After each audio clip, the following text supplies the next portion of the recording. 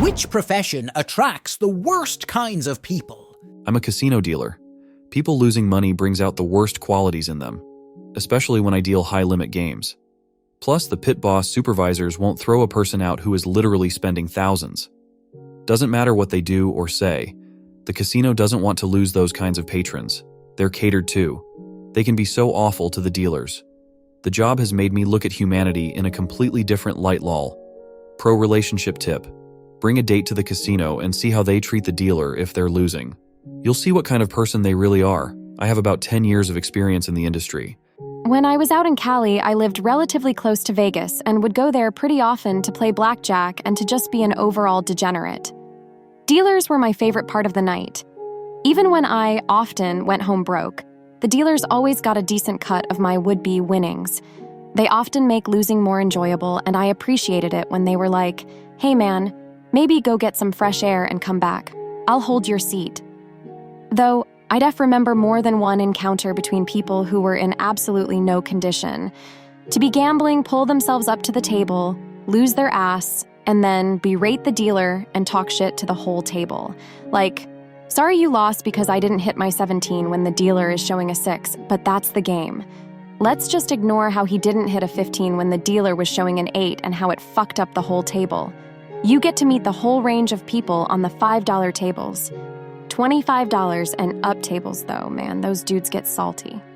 The executives that run MLMs. They're all bullies and manipulators. The worst kind of people that will tell you that your brother's funeral is a good place to recruit investors.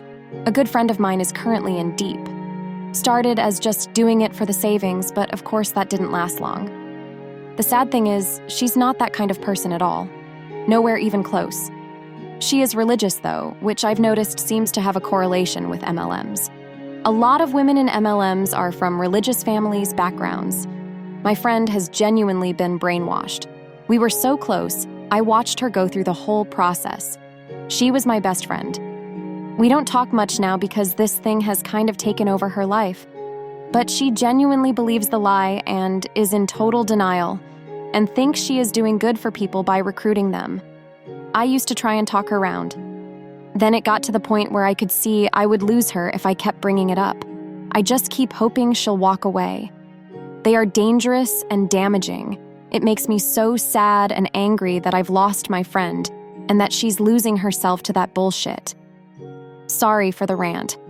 I have had a few friends that have become realtors later in life. The ones that stayed with it totally changed who they are.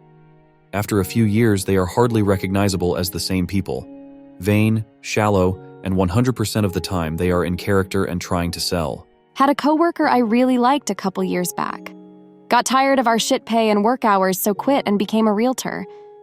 It's so bizarre how it's just become her personality. Her Facebook and Instagram pages are of her in professional attire giving that South Park-style professional smile and stance look. And literally all of her posts are about selling houses.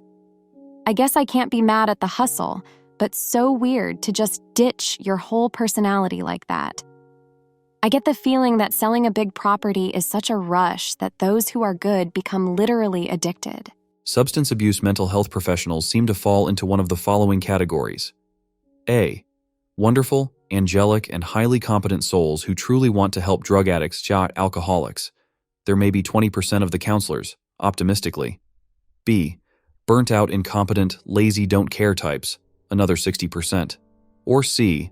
Absolute personality disordered, narcissistic, Machiavellian, sadistic types who really get off on the enormous power control they have over the lives and fates of the people under their care.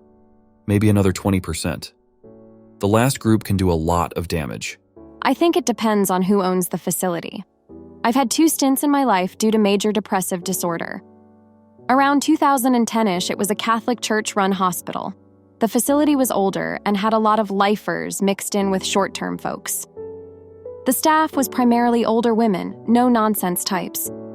My second stay was 2018, in a new facility owned by the biggest medical provider in the state.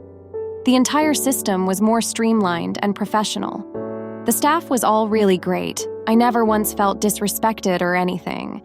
In both instances, I will say I was often the only patient not there for substance or alcohol abuse. I was always respectful and polite, and I regularly helped out with the less functional or more seriously gone patients. I always gave respect and always received respect in kind.